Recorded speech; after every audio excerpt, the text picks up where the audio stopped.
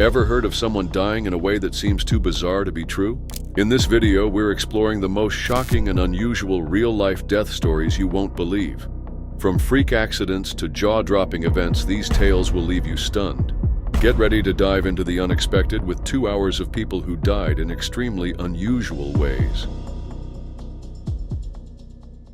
It was 1989, and a man called Death Wish was about to prove why he deserved the nickname. At 23 years old, Death Wish was a Scottish painter with a penchant for dangerous and reckless stunts. The young man would often engage in outrageous behavior, the kind of activities that most of us would never dream of doing. His real name is lost, or perhaps it was never made public. But his exploits were infamous among friends and locals. Known for smashing glasses on his head, swallowing sharp objects like keys and glass, and performing life-threatening tricks, he was described by police as being of good health physically but of low intellect. It was a harsh description maybe, but it was this combination of durability and recklessness that turned him into a figure of morbid fascination. Among his extensive repertoire of mind-boggling stunts, one stood out, swallowing and regurgitating a pool ball.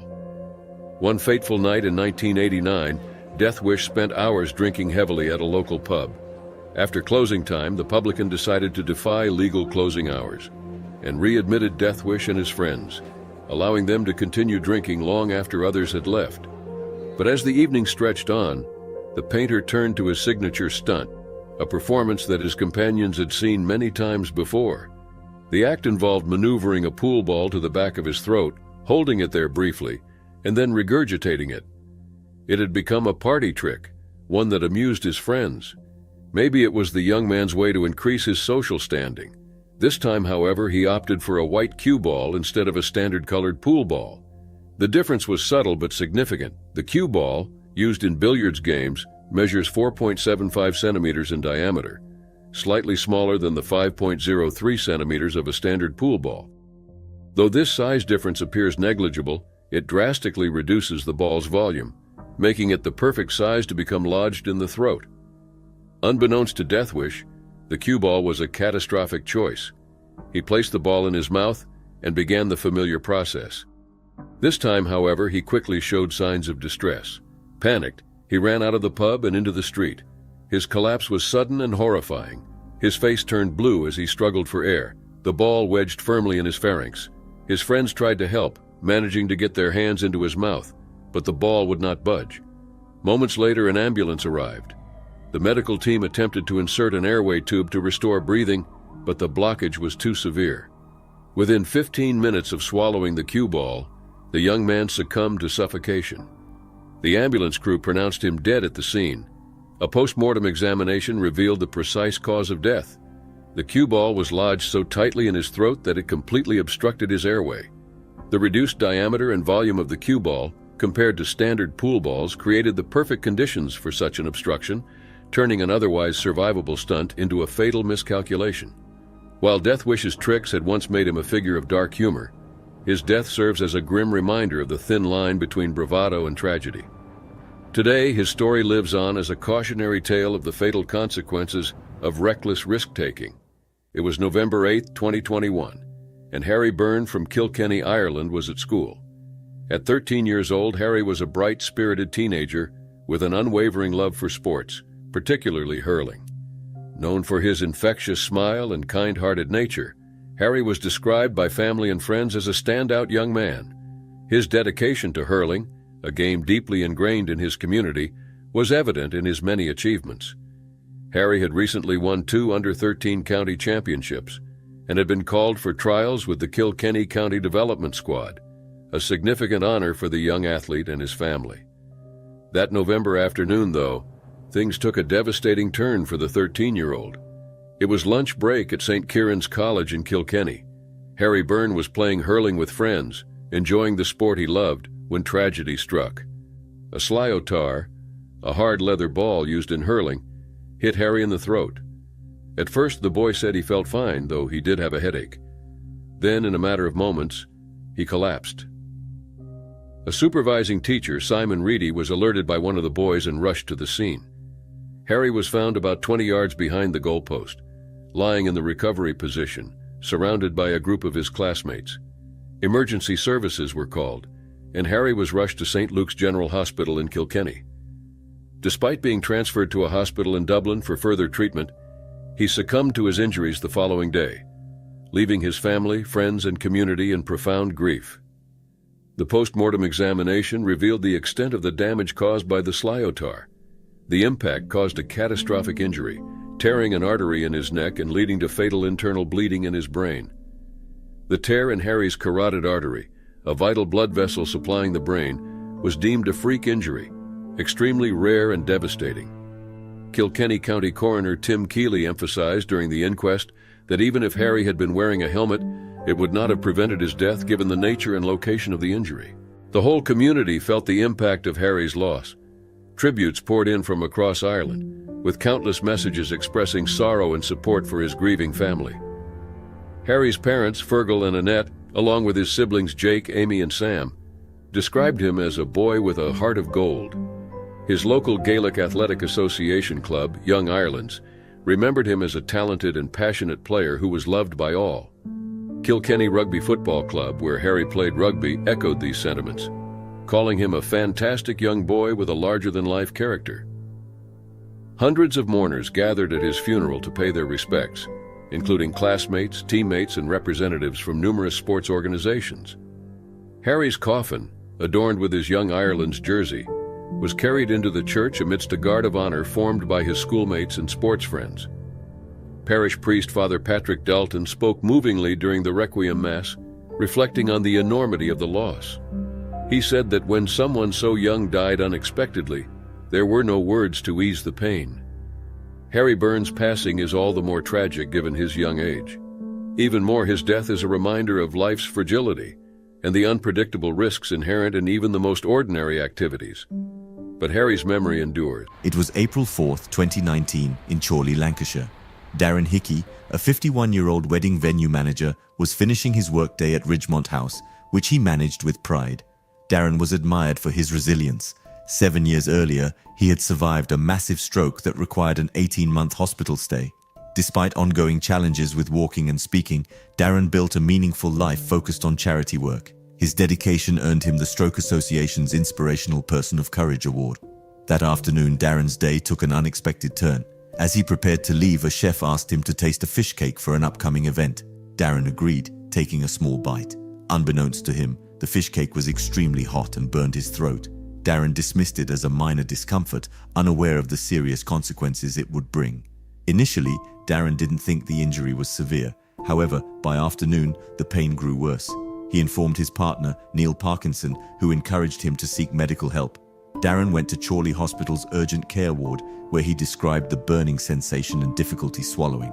A healthcare practitioner examined him and consulted an ENT specialist from Preston Hospital. Since the burn was deep in Darren's throat, it couldn't be seen without specialized equipment. With no visible injuries in his mouth or tongue, Darren was sent home with paracetamol and instructions to return if his symptoms worsened. Dr. Patrick Waugh, a pathologist who later conducted Darren's post-mortem, explained that such injuries were exceptionally rare. Burns to the throat is usually seen in cases involving extreme heat from industrial accidents or fire inhalation. Because the swelling caused by these burns develops slowly, symptoms may seem manageable initially but become life-threatening over time. This delay made Darren's condition difficult to identify and treat. Later that evening, Darren tried to rest at home, but his throat continued to swell. Around 9:45 p.m., Neil heard alarming sounds and found Darren choking and struggling to breathe. Neil tried to help, but Darren collapsed. In a panic, Neil called for an ambulance. Unfortunately, a delay in locating their address added about 5 minutes to the emergency response. By the time paramedics arrived, the swelling had blocked Darren's airway entirely. He was rushed to Royal Bolton Hospital, but was pronounced dead in the early hours of April 5th, less than 12 hours after eating the fish cake.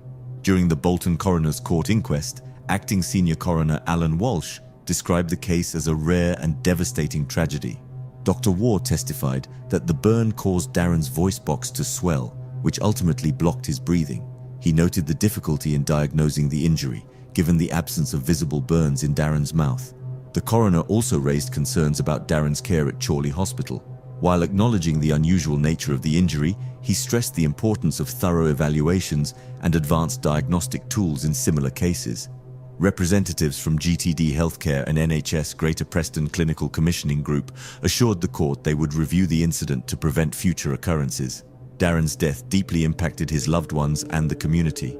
Friends, family, and colleagues remembered him as a kind and courageous individual who overcame immense challenges. His charity work and positive outlook inspired many, making his sudden loss even more heartbreaking. Darren's story reminds us of how small incidents can lead to unexpected tragedies. It underscores the need for caution in everyday life and vigilance in medical care. While nothing can bring Darren back, his case is a call to action to ensure similar outcomes are avoided in the future. It was February 25, 2010, in Invercargill, a quiet town on New Zealand's South Island. Christopher Hodgkinson discovered his partner of 15 years, Natasha Harris, slumped against the bathroom wall. She was struggling to breathe, her breaths shallow and labored. Despite attempts to save her, Natasha passed away from cardiac arrest. She was only 30 years old. Natasha left behind 8 young children and a partner grieving her loss. Her death revealed a troubling dependency, not on drugs or alcohol, but on Coca-Cola. Natasha's addiction began in her teenage years. Over time, her soda consumption escalated to 10 liters a day, equivalent to 18 pints. This amount exceeded the recommended daily sugar intake by more than 11 times and doubled the safe caffeine limit. Her daily routine revolved around Coke, starting her day with a glass and ending it the same way. Without it, she suffered withdrawal symptoms like irritability and trembling. Her mother-in-law, Vivian Hodgkinson, described how Natasha became extremely agitated if Coke was unavailable. For years, Natasha experienced various health issues, including fatigue, nausea, and heart palpitations. She vomited multiple times a week and struggled with energy levels. However, neither she nor her family connected these symptoms to her Coke consumption, attributing them to stress or unrelated health problems. The effects of her habit were devastating. Natasha's teeth decayed completely and had to be removed, a direct result of the high sugar content in her diet. One of her children was born without tooth enamel, which doctors linked to Natasha's soda intake during pregnancy. Internally, her body suffered severe damage. An autopsy showed her liver was enlarged with fatty deposits caused by excessive sugar. She also had hypokalemia, a condition marked by dangerously low potassium levels which can cause heart issues. Pathologist Dr. Dan Mornin explained that her symptoms, muscle weakness, fatigue, and vomiting, were consistent with this condition. Her caffeine consumption also contributed to her irregular heartbeat, which ultimately led to her death. On the day she passed, Natasha didn't appear alarmingly unwell, though she complained of feeling unwell. Later, Christopher found her unresponsive in the bathroom. Despite calling for help, paramedics were unable to save her. An inquest into Natasha's death highlighted the extreme impact of her soda addiction. Coroner David Crerar concluded that her excessive Coke intake played a significant role in her cardiac arrest. He stated her death was unlikely to have happened when it did and how it did, without her extreme soda consumption. The combination of sugar and caffeine caused serious metabolic imbalances, including hypokalemia. Health experts noted that consuming up to 8 liters of liquid daily can be harmful, even without factoring in sugar and caffeine.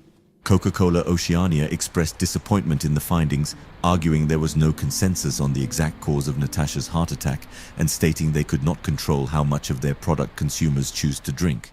In response, the coroner recommended actions to prevent similar cases. He urged Coca-Cola to include caffeine on labels and add warnings about excessive consumption. He also called on the New Zealand Ministry of Health to consider stricter regulations on caffeinated beverages. However, some experts doubted whether warning labels would have changed Natasha's behavior. Catherine Rich of the NZ Food and Grocery Council noted that Natasha also smoked heavily and ignored medical advice for other health issues, suggesting broader lifestyle factors contributed to her death. Family members described Natasha as a loving mother who prioritized her children above all else, often at her own expense. She skipped meals to ensure her kids had enough and spent weeks planning their birthdays to make them special. Her sister, Raylene Finlayson, shared how Natasha's dependency on Coke became a coping mechanism in a difficult life. Struggling with feelings of being trapped and hopeless, she used Coke as others might turn to alcohol or drugs, for comfort. After her death, Natasha's partner struggled to care for their children, who were eventually placed into state care. Christopher faced additional challenges, including legal issues and financial strain. Natasha Harris's story is a warning about the dangers of unchecked habits. Her family hopes her tragic death will raise awareness about the potential risks of excessive soda consumption and the broader struggles tied to dependency. A quiet morning on August 16, 2010, in Nebworth, Hertfordshire. 43-year-old Mitchell Carey, a graphic designer and father of 2, decided to skip breakfast that day. By lunchtime, he was hungry and went to a local cafe near his workplace to grab a quick meal. He chose a simple corned beef sandwich, unaware that this choice would lead to a tragic and rare medical crisis. At first, everything seemed normal. Mitchell returned to work and ate his sandwich. But within 25 minutes, he began sweating heavily and complaining of severe stomach pain. The pain was so intense that he removed his clothes, describing it as 10 out of 10. Alarmed, his co-workers called for medical help. Paramedics arrived quickly and rushed Mitchell to Lister Hospital in Stevenage. Doctors initially thought it was a case of food poisoning. He was treated with painkillers and sent home the same day, instructed to rest and manage his symptoms with medication. Unfortunately, Mitchell's condition worsened overnight. By the next day, August 17th, he was experiencing severe stomach cramps and uncontrollable vomiting. His health deteriorated rapidly, and he collapsed at home. His wife, Debbie Carey, immediately called emergency services. When paramedics arrived, Mitchell was in critical condition. He was suffering from acute organ failure and had already endured a heart attack. He was rushed back to Lister Hospital, but despite the medical team's efforts, his condition kept declining. In the early hours of August 18th, Mitchell passed away due to multiple organ failure caused by a rare bacterial infection. The infection was later identified as Clostridium perfringens type A, a bacterium linked to food poisoning. This strain is so rare that only 7 other cases have been reported worldwide. Once it enters the bloodstream, it is almost always fatal. In Mitchell's case, the bacterium likely came from his corned beef sandwich. Doctors explained that the rapid onset of symptoms, within just 25 minutes of eating, strongly suggested the sandwich was the source. Environmental health officers tested corned beef from the cafe, found no contamination. While this made it impossible to confirm the exact source, the timeline of events left little doubt for medical experts and Mitchell's family. Mitchell's death was not the first tragedy for his family. He had been the widower of Anna Wilson, the daughter of TV presenter and former Arsenal goalkeeper Bob Wilson. Anna passed away in 1998 at just 31 years old after battling a rare and aggressive cancer called malignant schwannoma, which caused a large tumor in her chest. Mitchell and Anna had been married for 6 years at the time. After Anna's death, Mitchell remained close to her parents, Bob and Megs Wilson, who considered him a beloved member of their family. Bob, now retired and living in Dorset, said he was devastated by losing his son-in-law, describing him as dearly loved. In 2004, Mitchell found love again with Debbie Smith, a close friend of his late wife. The two married and built a life together in Nebworth, raising Mitchell's sons, Dylan and Ewan, who were 9 and 7 years old when he passed away. An inquest into Mitchell's death highlighted the shocking rarity of his condition. Coroner Edward Thomas called it an extremely rare case and said details would be shared with the Department of Health to raise awareness about the dangers of Clostridium perfringens type A. The official cause of death was ruled as multiple organ failure due to intravascular coagulation and enterocolitis caused by the bacterial infection. The cafe and its suppliers faced scrutiny following the tragedy, but no legal action was taken. Aldi, the retailer that supplied the corned beef, expressed confidence in their product's safety and extended their condolences to Mitchell's family. Mitchell's untimely death left his family and community heartbroken. It is a reminder of how rare but devastating bacterial infections can be and the importance of vigilance in food safety practices. It was June 18, 2023, in the North Atlantic Ocean. A small 22-foot submersible called the Titan was about to go on a deep-sea mission to visit the Titanic wreck, nearly 13,000 feet below the surface. The 5 passengers were not just thrill-seekers. They were prominent individuals, including Stockton Rush, the CEO of OceanGate, British billionaire Hamish Harding, Pakistani businessman Shahzada Dawood, his 19-year-old son Suleiman, and French Titanic expert Paul-Henri Nargeolet. Their goal was to witness the iconic shipwreck firsthand, a once-in-a-lifetime opportunity, but one that would soon turn deadly. The Titan never made it back. During its descent, the submersible catastrophically imploded due to the immense pressure, instantly killing all 5 passengers. This wasn't just a tragic accident. It resulted from years of ignored warnings and questionable decisions driven by a relentless pursuit of innovation. Stockton Rush, the architect of this ill-fated journey, was more than just a CEO. He was an innovator who prided himself on pushing boundaries, often at the expense of safety. Rush admired characters like Captain Kirk from Star Trek, men who defied norms to achieve greatness. His vision for OceanGate was to make deep-sea exploration accessible to scientists and the general public. This ambition led to the development of the Titan, a submersible designed to dive deeper than most vehicles of its kind to the very site of the Titanic. However, The Titan was different from traditional deep-sea submersibles. Unlike others which undergo rigorous testing and certification to withstand the crushing pressures of the deep ocean, the Titan bypassed many of these safety protocols. Rush viewed these procedures as obstacles to innovation rather than necessary safeguards. In 2018, 5 years before the Titan's final dive, a group of experts from the Marine Technology Society, MTS, sent Rush a letter expressing serious concerns about his approach. Signed by more than 36 specialists, the letter warned that OceanGate's experimental methods could lead to disaster. They were particularly alarmed that Rush did not pursue the industry standard certification for the Titan's design and construction. Rush dismissed these warnings, viewing them as attempts to stifle innovation. He found the concerns misguided and insulting, perceiving them as efforts by industry players to halt progress under the guise of safety. The warnings didn't stop there. In 2018, OceanGate's Director of Marine Operations, David Lockridge, raised serious safety concerns about the Titan. Lockridge, a former Royal Navy Marine engineer, recommended more rigorous testing, including a hull scan to detect potential flaws. He insisted that the sub undergo non-destructive testing before being used for deep dives. His concerns were dismissed, and when he persisted, he was fired. OceanGate accused him of sharing confidential information, leading to a legal dispute settled out of court. In 2019, Carl Stanley, a submersible expert, took a test dive on the Titan and heard ominous cracking sounds from the hull as they descended to 12,000 feet. Concerned, he emailed Rush, warning that the noise indicated a flaw in the hull. But Rush once again brushed off the concern, confident in his design. Veteran deep-sea exploration specialist Rob McCallum also urged Rush to have the Titan independently assessed before using it for commercial dives. He warned that Rush's approach was reminiscent of the infamous claim that the Titanic was unsinkable. But Rush ignored the advice, believing McCallum was just another industry critic. In June 2023, the Titan descended to the Titanic wreck site. The 5 passengers on board were likely filled with excitement and anticipation. They were about to see something few people on Earth had ever seen: a ship lost to the ocean depths for over a century. But as the Titan descended deeper and deeper, the pressure outside the submersible increased exponentially. At nearly 13,000 feet below the surface, the pressure is almost 6,000 pounds per square inch, an almost unimaginable force. The Titan was not equipped to handle such immense pressure. The submersible's hull, made from carbon fiber and titanium, was designed to be lightweight and strong. It was also experimental and had yet to be subjected to the rigorous testing and certification processes that are standard in the industry. As the Titan continued its descent, the hull began to fail. The immense ocean pressure was too much for the flawed design to withstand. At some point during the dive, the hull catastrophically imploded. The force of the implosion was so powerful that it likely killed everyone on board instantly. The pressure crushed the submersible and reduced it to fragments scattered across the ocean floor. There were no survivors.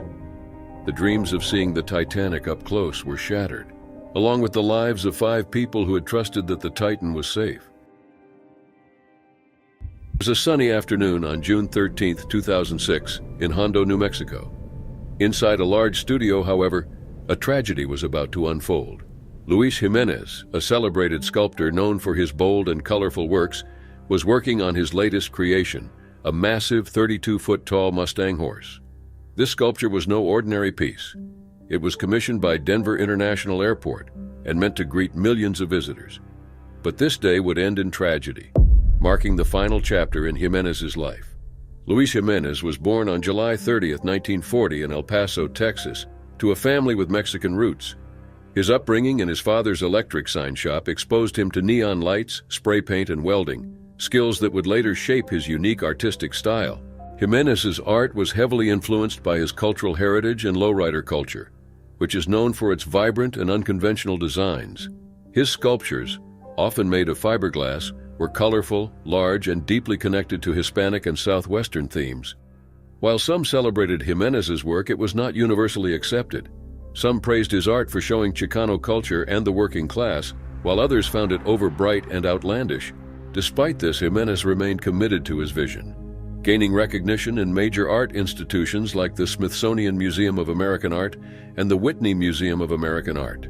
By the mid-1990s, Jimenez had become one of the most prominent sculptors in the U.S., receiving numerous acknowledgments. In the early 1990s, the city of Denver approached him to create a sculpture for their new international airport. Jimenez took on the challenge, deciding to craft a 32-foot-tall Mustang horse made of polychromed fiberglass. The Mustang, with its neon red eyes, was meant to capture the spirit of the West, a wild and majestic symbol that also paid tribute to Jimenez's roots. Jimenez worked on the sculpture for nearly a decade, facing numerous challenges due to its immense size and complexity. The process involved heavy machinery and hazardous materials, but Jimenez was determined to complete the project. On June 13, 2006, tragedy struck as he was in the final stages of the sculpture. A large section of the Mustang fell from a hoist, pinning Jimenez against a steel support and severing an artery in his leg. He was rushed to the hospital but was pronounced dead at the age of 65. The art world was shocked by Jimenez's sudden death, and tributes poured in from around the globe. The Mustang, meant to symbolize the West's wild spirit, was now forever linked to its creator's death. Despite this, Jimenez's sons completed the sculpture, and in February 2008, Blue Mustang was installed at Denver International Airport. The sculpture, later nicknamed Blucifer, quickly became controversial. Its intense gaze, glowing red eyes, and the tragic circumstances of its creation made it unsettling to many. Urban legends even claimed the sculpture was cursed with its red eyes seen as a symbol of evil. Despite the controversy, Blue Mustang became a significant part of Colorado's cultural identity. It appeared in TV shows, travel guides, and comic books, implicating fear and fascination. Jimenez's widow, Susan, worked hard to manage her late husband's legacy, viewing the sculpture as a proud symbol of the West, not the demonic figure others saw. Over the years, Blue Mustang has remained a topic of debate and fascination. While the story behind it is tragic, the sculpture shows us Jimenez's vision and talent, enduring as a significant piece of art at Denver International Airport. It was Good Friday, April 6, 2012, in Itarare, a small São Paulo, Brazil town. The community gathered for the annual Easter play, The Passion of the Christ, a tradition that depicted the final days of Jesus. Among the actors was 27-year-old Tiago Klimek, who was playing Judas Iscariot, the disciple who betrayed Jesus and later hanged himself. Tiago was an experienced performer, having participated in the play for 3 years.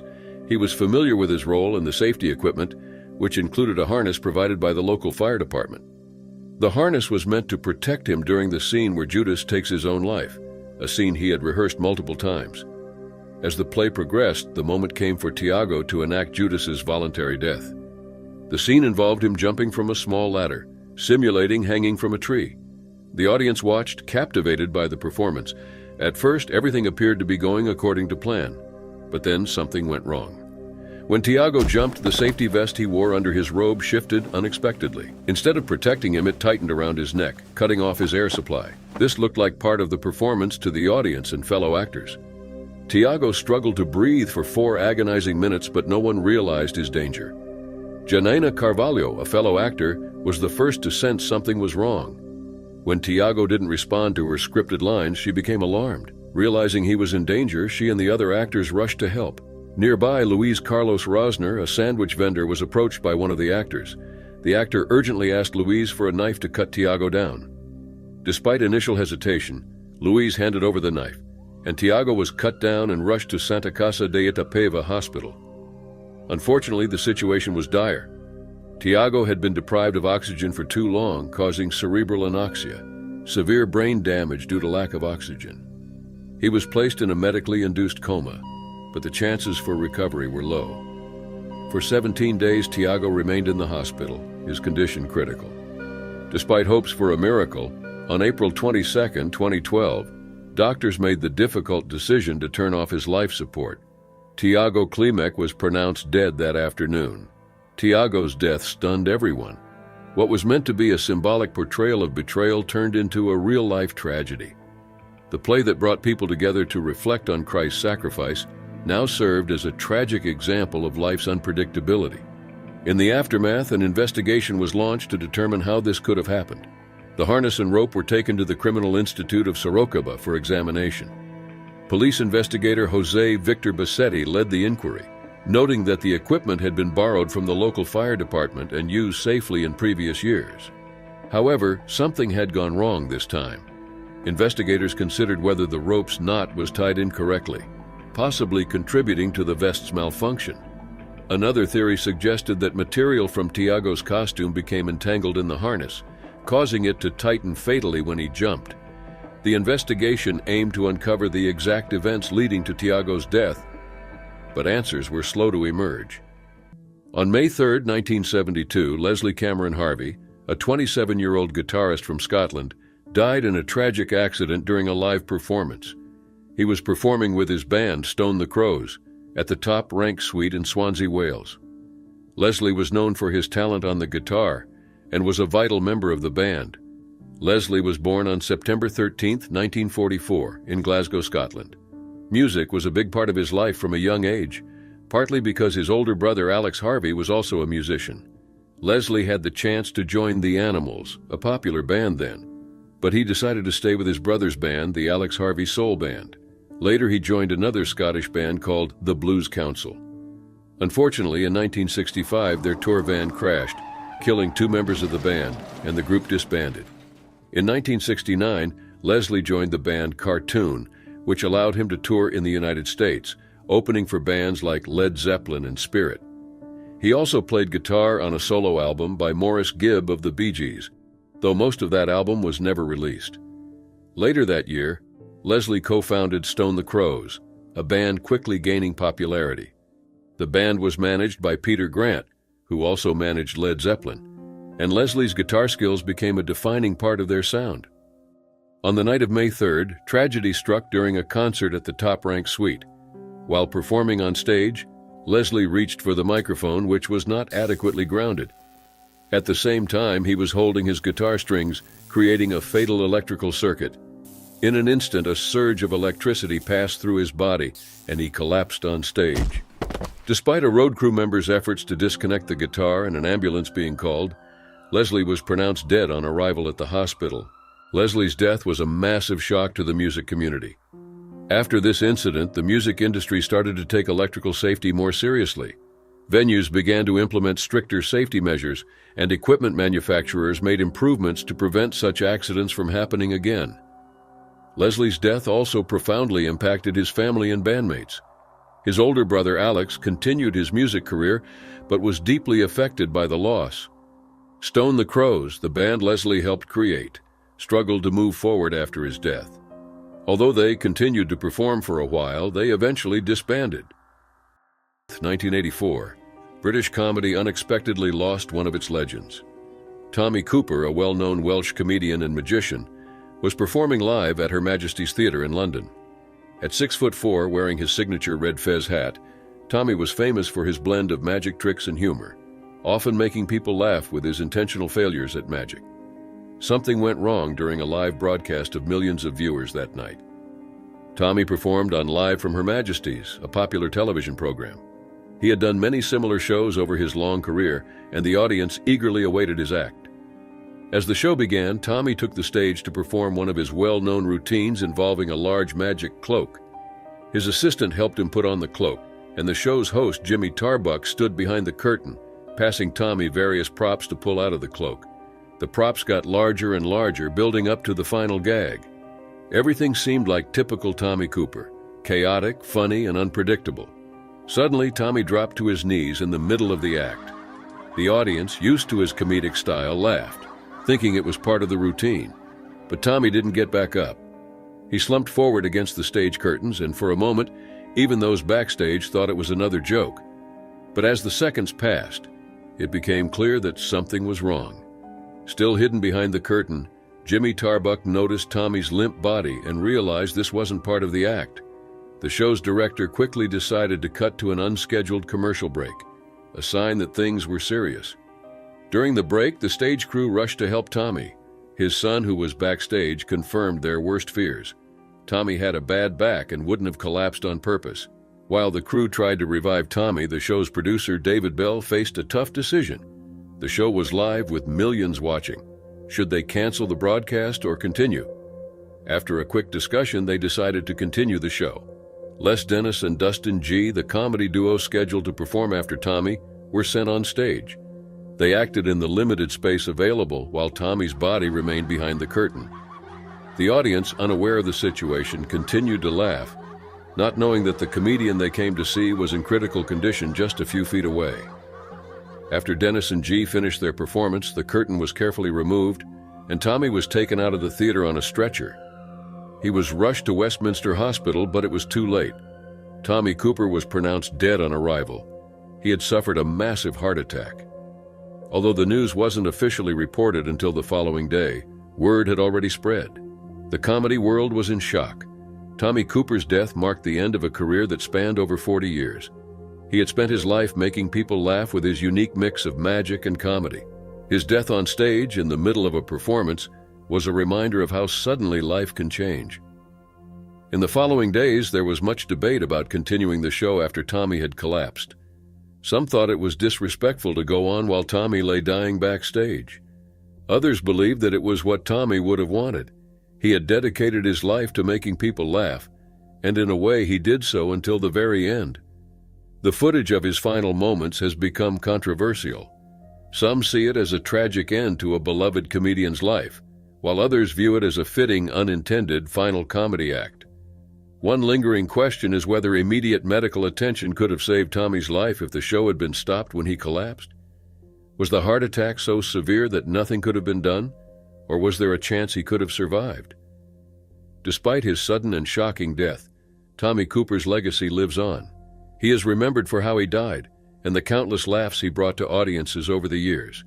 His life and career were remembered for his ability to find humor in even the simplest things, and his death on stage proves the fine line between comedy and tragedy. Tommy may be gone, but his memory brings joy to those who remember him as one of the greats of British comedy.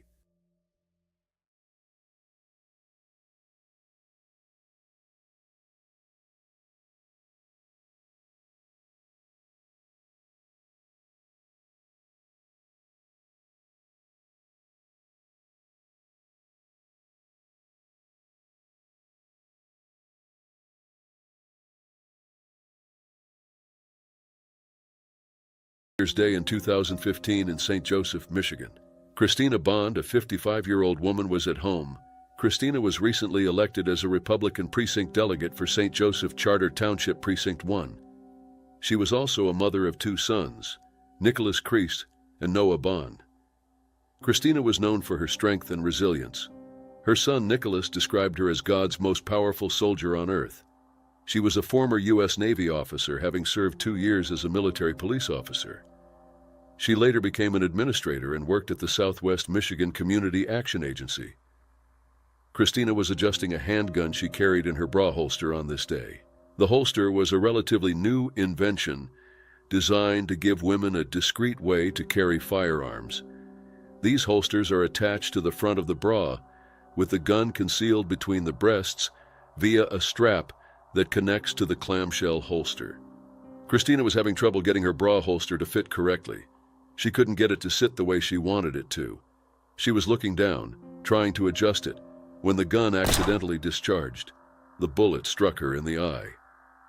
The St. Joseph Public Safety Department received an emergency call, and officers were dispatched to 396 Upton Drive. When they arrived, they found Christina with a gunshot wound to her eye. She was rushed to Lakeland Hospital and then airlifted to Bronson Methodist Hospital in Kalamazoo. Despite the medical team's efforts, Christina died the following day. St. Joseph Public Safety Director Mark Clapp released the details surrounding the incident. He explained to the Kalamazoo Gazette that Christina was having trouble adjusting her bra holster and couldn't get it to fit the way she wanted it to. As she looked down to adjust it, the gun went off, tragically ending her life. Christina's death was a shock to her community. She had been an active member of her church, Road to Life Church, where she was an administrator for 15 years. She also ministered at the Berrien County Jail, providing support and guidance to inmates. Her dedication to her faith and community was evident in every aspect of her life. Carrie Lightfoot, owner of the Well-Armed Woman Store, commented on the rising popularity of bra holsters, noting that more women are seeking practical ways to carry firearms. "It's a natural choice, depending on the gun size and, of course, the individual," she said. She emphasized that women need versatile options for carrying firearms, as their clothing choices often change from day to day, requiring different solutions. Christina Bond's life was filled with accomplishments. After serving in the Navy, she became a bodybuilder and won the Miss Michigan Figure Overall Championship in 2013. Her dedication to fitness and health was just another example of her determination and strength. Her obituary, published in the Herald Palladium, highlighted her many roles and achievements. Christina was preceded in death by her two brothers and is survived by her two sons. In a heartfelt Facebook post, her son Nicholas expressed his grief and admiration for his mother. He wrote, "My mother was the strongest person I have ever known. It's in her that I've become who I am. She gives me strength to stand up for what I believe." The full autopsy report had not yet been completed, but the circumstances of Christina's death were clear. She had been adjusting her bra holster when the accident occurred. Experts believe that for the gun to discharge, she must have either dislodged it from the clamshell or inadvertently got her finger near the trigger while trying to make the holster fit better. This tragic incident raises important questions about the safety and practicality of certain firearm accessories. Bra holsters, while providing a discreet way to carry a gun, may pose significant risks if not used correctly. Christina's death is a warning for those who use such devices. Evening in 2015 in Stony Creek Township, Pennsylvania. James Schaffer, a 68-year-old blind man, was alone in his home, as he had been for the past 25 years. Despite his disability, James was known in his community for his intelligence and independence. That night, he felt an ache in his leg and decided to warm a towel in the microwave to soothe the pain. This simple act, however, led to a tragic accident that would shock his entire community. James placed the dry towel in the microwave, unaware of the dangers. Within just 15 seconds, the towel caught fire. Blind and unable to see the flames, he pulled the burning towel from the microwave, inadvertently setting his flannel shirt on fire. The fire spread quickly, engulfing his clothing. Realizing the danger, James acted swiftly. He ran down the hall to the bathroom, the flames lightly burning the carpet as he moved. He managed to douse the fire using the shower head, but not before suffering severe burns over 80% of his body. Despite the immense pain, James remained calm. When the Oakland Fire Department arrived, they were met with a heartbreaking scene. James, covered in burns, was conscious and surprisingly composed. Deputy Chief David Ream recalled how James repeatedly apologized, saying, "He was very apologetic. He was telling us every couple of minutes that he was sorry. He should have known better. He was very, very calm for the situation we had at hand." James was rushed to a Pittsburgh hospital where he continued to communicate with the paramedics. His condition, however, was dire. The burns were extensive, and he had also inhaled hot air and fumes from the fire. Tragically, James passed away the following morning. The official cause of death was thermal inhalation. James Schaffer's death left a profound impact on his community. He had lived in Johnstown, Pennsylvania for over 50 years, and his neighbors knew him as one of the nicest and most intelligent men they had ever met. Despite his blindness, he never let his disability stop him from living an active and fulfilling life. His family checked on him daily and confirmed that he could live independently. The Oakland Fire Department was particularly affected by the incident. This was the first fire-related death in the township, and the firefighters struggled to come to terms with the tragedy. Deputy Chief Ream expressed their shock, noting how unusual it was to see someone so calm and collected in such a dire situation. The story of James Schaffer raises several what-if questions that linger in the minds of those who knew him, and even those who hear his story. What if James had known about the danger of microwaving a dry towel? What if there had been someone with him who could have helped sooner? What if better safety measures or devices were designed to assist blind people in their daily tasks? These questions, while unanswerable, show the importance of safety awareness and the need for innovations that can help prevent similar tragedies in the future. James Schaffer's death was a devastating loss, but it also serves as a crucial lesson about the need for caution in our everyday actions. In the end, James Schaffer's story is an example of the unpredictability of life and the importance of community support, especially for those with disabilities. July 28, 2010 was supposed to be an ordinary day in Mount Carroll, Illinois. As morning came, three young men, Wyatt Whitebread, Alex Pacus, and Will Piper, made their way toward the Hosbach grain storage complex, where they were supposed to walk down the corn. Yet by nightfall, the rural town would be gripped by unspeakable tragedy. At 14 years old, Wyatt Whitebread was a spirited boy. He had been excited to earn his first paycheck working at the Hosbach grain storage complex. But things had changed. Wyatt had recently expressed unease about the nature of his work, even proclaiming that he wished he never had to see another kernel of corn for the rest of his life. His co-workers were 19-year-old Alex Pacus and 20-year-old Will Piper. None of them had experience in grain handling, which had proved to be a lot more complicated than they'd anticipated. And none of them fully grasped the dangers of the task they faced that day, breaking up clogged corn in a grain bin towering 4 stories high. The job, referred to as walking down the corn, required the boys to shovel kernels toward a central drain hole at the bottom of the bin, allowing the corn to flow freely into the conveyor below. The work began smoothly, but the conditions were dangerous. Beneath the 250,000 bushels of damp, compacted corn was an active conveyor system whose continuous movement turned the grain into a fluid trap. It was about 9:45 a.m. that day when 14-year-old Wyatt began sinking into the corn, the damp grain swallowing him like quicksand. Alex and Will sprang into action. The older boys attempted to pull Wyatt free, grasping him under the arms, but it was useless. The unstable surface gave way beneath their feet, and before they knew it, Alex and Will started to sink as well. Wyatt disappeared first, buried by the cascading corn. Alex and Will struggled to stay afloat as the grains piled relentlessly around them. Alex's cries for help grew fainter as the corn reached his neck and then his chin. Will, trapped up to his chest, used his free arm to try and keep the kernels away from Alex's head. But Will couldn't keep up with the cascade of corn. Soon after, he couldn't do anything but watch in horror as his friend succumbed and wondered if he was going to be next. By now, the corn was up to his chin. Hosbach supervisor Matt Schaffner called for help and then climbed into the bin himself to try to dig the boys out. But he quickly realized it was an impossible task. The Mount Carroll Fire Department arrived within minutes, quickly realizing the enormity of the situation. Grain bins are notoriously treacherous, and extracting victims from them requires specialized techniques. Firefighters, paramedics, and technical rescue teams converged on the site, eventually numbering over 200 responders. Rescuers employed grain vacuums, custom-made rescue tubes, and even improvised methods like cutting the bottom out of a bucket to shield Will's face.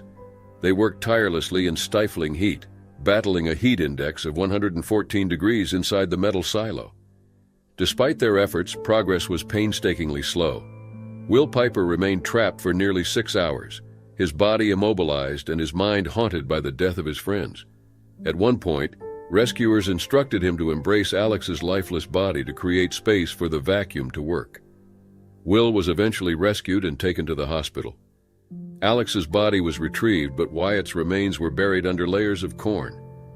Rescuers worked late into the night, finally recovering the 14-year-old's remains. The loss of Wyatt Whitebread and Alex Pacus devastated their families. Will Piper faced profound emotional scars. Even more, the tragedy revealed glaring safety failures at Hosbach LC. OSHA's investigation uncovered 25 safety violations, including 12 classified as willful. The boys had received no safety training, were not equipped with harnesses, and were sent into the bin while the machinery below remained operational, a direct violation of safety protocols. Hosbach LLC was initially fined $555,000, but this was later reduced to $200,000, igniting outrage among the victims' families. Civil lawsuits followed, with a jury awarding nearly $17 million in damages, $8 million each to the families of Wyatt and Alex, and $875,000 to Will. The verdict marked a record for Carroll County, but brought little solace to the grieving families. Wyatt's mother, Carla, a retired Army major, struggled with the knowledge that Wyatt hadn't told her he was running down corn. Alex's mother, Annette, grappled with the knowledge that her son died in terror, his final moments consumed by fear. Nothing could bring their children back. It was late afternoon of January 29, 1931, when neighbors and friends gathered at Edward and Delphine Hines' farmstead near Grafton, North Dakota. The Hines were throwing a festive dinner party which promised to be an evening of dancing, laughter, and games, a much-needed reprieve from the harsh winter. But as the night wore on, the unsuspecting guests were served a meal that would forever be marked in North Dakota's history. The party concluded with a late-night spread prepared by Delphine. Among the courses was a pea salad featuring home-canned peas, which Delphine had prepared herself, mayonnaise, cheese, and lettuce. Unbeknownst to everyone, including the Hines, these peas harbored a hidden deadly menace. The nightmare began the following day. Arthur Geranby, a 31-year-old farmer, experienced intense stomach pains while tending to his chores. He alerted his family, which rushed to his aid, but not even them or the doctors they employed could save Arthur. By Saturday, he had slipped into a coma. In the meantime, the doctors had figured out the cause of Arthur's illness, the botulinum toxin, produced by the bacteria Clostridium botulinum. On Saturday afternoon, Arthur Geranby succumbed to the toxin's effects. His death marked the beginning of an unrelenting series of tragedies. Harry Chapioski, an 8th grader who had attended the party, appeared healthy enough to play in a basketball game on Friday. Yet by the next evening, he too was gone. Harry's mom, Mrs. Thomas Chapioski, died a day later, followed closely by her lifelong friend, who had also attended the party, Mrs. Elmer Stoke. Delphine Hine and her family were not spared. The first to fall ill was Edward Jr., her 16-year-old son, who passed away on Saturday evening. Delphine herself succumbed just 4 hours later. By Sunday night, Edward Sr. and their eldest daughter, 20-year-old Elizabeth, had also perished. Genevieve, only 15, followed early Monday morning. The poison did not discriminate, taking the lives of 13 party attendees over 9 days. Among the deceased were lifelong friends, close relatives, and neighbors. The deaths were eerily consistent, with symptoms of dizziness, impaired vision, and respiratory failure marking the toxin's lethal progression. Those who survived, such as Elmer Stoke, were spared only by chance. Elmer had not eaten the salad. Medical experts acted swiftly once botulism was identified as the culprit. A specialist from the University of Chicago traveled to Grafton with antitoxin serum, but the treatment was rare and prohibitively expensive. It was also only effective if administered early in the illness, and by the time it reached the town, most victims were beyond saving. The last fatality, Winfield Ware, died 9 days after the party, having shown signs of improvement before his condition rapidly deteriorated. Elmer Stoke wasn't the only survivor. 3 of the Hine children also survived. 14-year-old Richard, 12-year-old Wilfred, and 3-year-old Marvin had been spared only because they were too young to join the party and had remained in their rooms that night. Yet their survival came at an unimaginable cost. They lost both parents and 3 siblings in a matter of days. The boys were taken in by relatives, but their lives were forever altered. Richard, known as Dick, grew up quickly, leaving his relatives' home to work as a farm laborer. He would go on to establish his successful dairy operation in Minnesota, passing away in 2013 at age 96. Wilfred, or Bill, worked in California's aircraft industry, while Marvin, affectionately called Buddy, returned to North Dakota after serving in World War II and built a life in the grain business. Despite their resilience, the trauma of the event lingered with them. Dick's poignant plea to save their mother's wedding ring so they would have something to remember her by underscored the depth of their loss. It was a tragedy unlike anything Grafton or North America had seen before. Residents mourned the victims during a 4-day funeral procession, during which the town closed its businesses and declared a period of mourning. Fear spread as homemakers threw away their home-canned goods, many discarding entire pantries, despite the economic hardship of the Great Depression. For months, some families subsisted on little more than toast and tea, wary of hidden dangers lurking in their food. But there are lessons to be learned even in the darkest of times. The disaster prompted greater scrutiny of home canning practices, highlighting the importance of proper sterilization and the use of pressure canners for low-acid foods. Though botulism remains rare, the Grafton tragedy stands as a stark reminder of its deadly potential. Today, advancements in food safety guidelines and education seek to prevent such a tragedy from recurring. However, the memory of the poison pea party became a cautionary tale, etched into the history of a town that would never forget. In January 2007, Sheila K. Ross and her husband Dane seasoned truck drivers from McLeod, Oklahoma, were on a routine trip. They had traveled to Yuma, Arizona to collect supplies from a Dole plant. But what began as an ordinary evening would take a devastating turn, changing the lives of all those involved. That evening, when they arrived at the plant in Arizona, Sheila exited their truck to retrieve paperwork for their load. But when the 47-year-old woman failed to return, her husband Dane became overcome by worry. He too exited the truck and searched the premises himself, but there was no sign of his wife. Dane decided to notify the Yuma police and ask for their help. Officers conducted an extensive search but found no sign of Sheila. As hours turned into days, her disappearance remained a mystery. 3 days later, a dock worker at the Hy-Vee grocery store distribution center in Chariton, Iowa, made a grim discovery. Sheila's body was found in the back of a semi-trailer delivering lettuce. The trailer, owned by a different trucking company, had been at the same Dole plant in Yuma on the night Sheila disappeared. Authorities determined that Sheila had been pinned inside the truck during loading, and the compressive force of the pallets of lettuce caused her death. According to Dr. John Kramer, the autopsy showed Sheila was a Investigators believe Sheila was accidentally pushed into the trailer by a forklift operating in the loading area. Unnoticed by the driver, she became trapped between the heavy pallets of produce. The intense pressure left her unable to breathe. Her body remained undetected as the trailer traveled nearly 1,500 miles to Iowa. Sheila died on Tuesday, January 30, 2007. Statements from Dole confirmed the company's cooperation with law enforcement, but offered little solace to Sheila's grieving family. The lettuce in the shipment was destroyed, a minor detail in the face of such a profound loss. Sheila, remembered as a dedicated truck driver and loving wife, had worked alongside Dane for years. Married in 1980, the couple shared a son, Daniel, and a granddaughter. Her funeral service, held on February 5, 2007, brought together family and friends to honor her memory. Afternoon in May 2015, Wang Xiu-Fing, 47, and her 16-year-old daughter, Lily Caw-Li Ling, embarked on what should have been an ordinary drive to pick up Wang's other children from school. The family lived in a tranquil neighborhood in Ma On Shan, Hong Kong. But things at home weren't as tranquil. Their family dynamic was increasingly strained, especially between Wang and her husband, Caw Kim-sun. That day, mother and daughter left their home in Wang's yellow Mini Cooper to pick up Lily's siblings from school.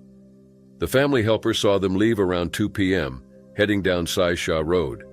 Their journey should have been a brief one, just a 1.6-kilometer trip to the bus terminal. At 2:14 p.m., Lily sent a lighthearted text to a friend joking about school. This would be the last message she ever sent. 30 minutes later, a jogger came across their parked car at a bus stop. Inside the car, Wang and her daughter were slumped and unresponsive. Emergency responders rushed them to Prince of Wales Hospital, but it was too late. Both Wang and Lily were declared dead, victims of severe carbon monoxide poisoning. Investigators were at a loss. They knew the mother and daughter had died due to lethal gas exposure, but the car itself was in pristine condition. It presented no defects. Hong Kong police, with assistance from Bavarian Motor Works engineers in Germany, thoroughly examined the Mini Cooper's ventilation system. When every avenue failed to explain the gas source, the case stalled. It wasn't until months later that the puzzle pieces started to fit, only because of a seemingly innocuous detail: a deflated gray yoga ball in the car's boot, conspicuously missing its stopper. The simple question of why it lacked a plug opened the door to one of Hong Kong's most chilling murder cases. Detectives learned that Wang's estranged husband, Caw Kim-sun, was a respected associate professor of anesthesiology. The man was, by all accounts, brilliant, but his personal life was deeply troubled. Caw was having an affair with a younger student and had grown distant from Wang, his wife. They remained together solely for the sake of their children, but the relationship had devolved into what was described as a business partnership. In truth, Caw wanted his life out of the picture. Police found a paper trail connecting Caw to carbon monoxide procurement. Under the guise of research, he had requested the gas for experiments at his university and later taken it home. As time passed, the investigations revealed the full depravity of his plan. A colleague testified that Caw had asked him to assist in experiments involving carbon monoxide. On one occasion, the colleague saw Caw filling 2 yoga balls with gas, one of which was later identified as the ball found in Wang's car. Experts confirmed that such balls could carry and slowly release carbon monoxide if left unplugged, creating a fatal environment in an enclosed space like a car. Confronted with mounting evidence, Kaw denied involvement in his wife and daughter's deaths. He claimed he had taken the gas home to deal with a rodent problem and suggested the yoga ball might have been misused by Lily to kill insects. The defense further argued that Kaw had an alibi, as he had left home for a seminar hours before the incident. Prosecutors countered that the yoga ball, planted earlier, could still maintain lethal gas concentrations for hours. Tests showed the concentration of carbon monoxide inside the Mini Cooper reached at least 7,000 parts per million, enough to incapacitate and kill within minutes. Kaw's trial began in 2017. Prosecutors painted a picture of a calculated and deliberate murder, motivated by Kaw's desire to end his unhappy marriage. The deaths, they argued, would allow him to inherit jointly owned properties and fully pursue his affair. While the motive for killing Wong seemed clear, Lily's death raised haunting questions, with some evidence suggesting Kaw had asked Lily to stay home that day. Friends and family described Kaw's close bond with his daughter, leading some to speculate that her death might have been unintended collateral damage. The jury found Kaw guilty of murder in 2018, and he was sentenced to life imprisonment. The case, dubbed the Yoga Ball murder, became infamous not only for its macabre ingenuity, but also for its deep emotional tragedy. Wong's other children, now left without their mother and sister, faced an unimaginable loss. For Wong and Lily, what should have been an ordinary drive turned into a fatal trap, orchestrated by someone they trusted most. Wong Siu-Fing is remembered as a caring mother who devoted her life to her children. Lily was a spirited, lively teenager whose life was cut way too short. 2013, Sida Osman was a 5-year-old boy born to Somali refugee parents in Fort Worth, Texas. Though his family had fled violence and instability in Somalia, Sida's life in the United States was filled with hope. He was set to begin kindergarten in the fall and lived in a close-knit community of Somali families who supported one another. Sida would often spend his days riding his bike and playing with neighborhood children near their apartment complex. One June evening at about 6 p.m., Sida's mother called for him to come home. The little boy, eager to continue his adventures, hopped on his bike and pedaled away. Hours later, however, Sida had still not come home. Overcome by worry, his parents reported him missing at 10:30 p.m., prompting a massive search effort. Police, aided by K-9 units, helicopters, and mounted officers, scoured the neighborhood throughout the night. Despite their efforts, there was no trace of the little boy. Sida remained missing. The next day, at approximately 1 p.m., a passerby made a grim discovery. The lifeless body of the little boy was found under a tree in the backyard of a vacant house just a block from where Sida lived. The Tarrant County medical examiner determined the cause of death to be blunt force trauma to the head. The tragedy sent shockwaves through the Somali community, which gathered to mourn Sida's death and demand justice and answers. It didn't take long for investigators to find their prime suspect, a 13-year-old boy from the same neighborhood. Witnesses reported seeing Sida with the teen in the backyard of the vacant house shortly before his disappearance. The teen, whose name remains withheld due to his age, had a history of violent and erratic behavior. He was known as a troublemaker who had been involved in theft, physical altercations, and even threats of violence. His father had left the family and the teen had remained in the care of his mother. But, sources claimed, the teen was physically abusive even towards his mother. According to police, the teenager became irritated with Sida, who had been persistently asking to be taken to the store.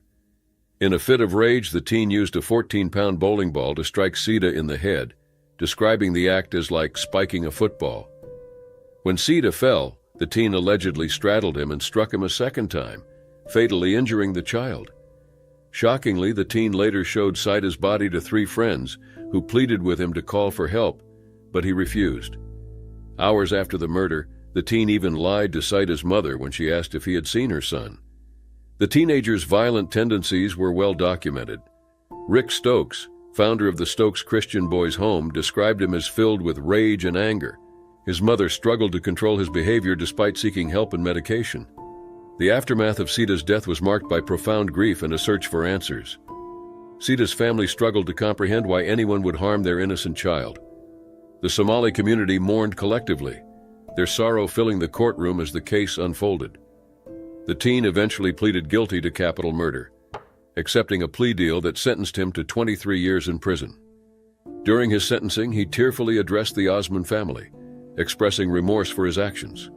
Despite his apology, the devastating loss of Sida left an irreplaceable void in the lives of those who knew him. Sida's death also highlighted systemic failures. The teen's mental health struggles had led to repeated institutionalizations, but long-term solutions remained out of reach. His mother's attempts to seek help were met with temporary fixes that proved insufficient in the long run. For Sida's family, the grief remains an enduring reality. A vibrant life full of promise was cut tragically short, leaving a community to grapple with the senselessness of his loss. Linda Goldblum, a 79-year-old grandmother of 7 and devoted Dodgers fan, was a lively woman, full of joy. Celebrating her recent birthday and 59th wedding anniversary with her husband Erwin, Linda had always cherished the simple pleasures of life, family, love, and baseball. A longtime Dodgers season ticket holder, she shared countless moments at the stadium with Erwin, their dates often spent cheering from the low level. That summer evening on August 25, 2018 was supposed to be no different. That night, the Dodgers faced the San Diego Padres in a close contest. Linda, accompanied by Erwin, his brother Michael, and sister-in-law Eve, had the perfect seats, third-row loge level, slightly to the first base side of home plate. She wore Dodgers blue, cheered enthusiastically, and soaked in the atmosphere as the game stretched into the 9th inning. The excitement mirrored her passion for the team she had loved for decades. But as the final inning began, tragedy struck. In the top of the 9th inning, Padres batter Franmil Reyes fouled off a pitch from Dodgers closer Kenley Jansen. The ball shot backward with terrifying speed, a white blur that cleared the protective netting and struck Linda on the right side of her head. Witnesses described it as a bolt of lightning, giving no time for reaction. The impact was so severe that the ball ricocheted to the row above and then bounced off Michael's chest before settling several rows away. Linda immediately slumped in her seat, prompting Erwin, who was sitting beside her, to lean over in alarm. He asked if she was okay, but her brief response that she was not would be the last words she ever spoke. Ushers quickly arrived and emergency medical technicians rushed her to Los Angeles County University of Southern California Medical Center. In the ambulance, Linda vomited, a sign of the catastrophic injury she had sustained. Emergency surgery was performed to relieve pressure on her brain, but she never regained consciousness. For 3 days, she remained on a ventilator, unresponsive except for a fleeting movement of her finger when asked her name. On August 28th, her family gathered by her side, sharing memories and saying goodbye before fulfilling her wishes not to be kept alive by machines. Linda Goldblum passed away the next morning. The coroner's report listed the cause of death as acute intracranial hemorrhage due to a history of blunt force trauma from the batted ball. Despite the magnitude of the tragedy, the incident received no media coverage at the time. The moment the ball struck, Linda was not televised, and the Dodgers made no public acknowledgement until pressed by Entertainment and Sports Programming Network 6 months later. Their brief statement expressed condolences and revealed that the matter had been resolved with the Goldblum family. No further details were provided. For Erwin and his family, the aftermath was a mixture of profound grief and frustration. Although the family chose not to pursue legal action due to the baseball rule protecting teams from liability for foul ball injuries, they remained determined to prevent similar accidents. Linda's daughter, Jana Brody, advocated publicly for expanded and heightened protective netting at Major League Baseball stadiums. At the time of Linda's death, Major League Baseball had recently recommended extending netting to the far ends of the dugouts, but it was not enough. Spurred by public outcry and advocacy from families like the Goldblums, teams across the league began further increasing netting height and coverage. A year after the tragedy, the Dodgers raised their netting by 8 feet, a small but meaningful step toward ensuring fan safety. Linda Goldblum's death was only the second fatality from a foul ball in Major League Baseball history, following the 1970 death of 14-year-old Alan Fish, also at Dodger Stadium. It was October 10, 2014 in Rhyl, Wales, when 75-year-old Vera Williams, who lived at Lys Tudor, faced a tragic chain of events that began with a simple breakfast. That morning she was eating toast when a sharp fragment became lodged in her throat, causing immediate discomfort. However, it seemed like a minor issue, which began a devastating turn of events. Vera, who had a history of severe heart disease, visited the accident and emergency unit at Investigative CLW, reporting pain in her throat. She was seen by junior doctor Noor Ismail, who assessed her condition and found no signs of serious illness. Without further tests, Vera was sent home. Over the next 2 weeks, the pain in Vera's throat persisted, but she didn't immediately seek further medical help. On October 23rd, she returned to the hospital and was examined by Dr. Adedeji Adeleke. She mentioned pain in her neck but didn't explain that it had been continuous since her initial visit. Without understanding the full scope of her symptoms, Dr. Adeleke suspected an infection, prescribed antibiotics, and discharged her the following day. The real issue, however, remained undetected. On October 24th, Vera's condition worsened dramatically. She began coughing up blood and was rushed to the hospital.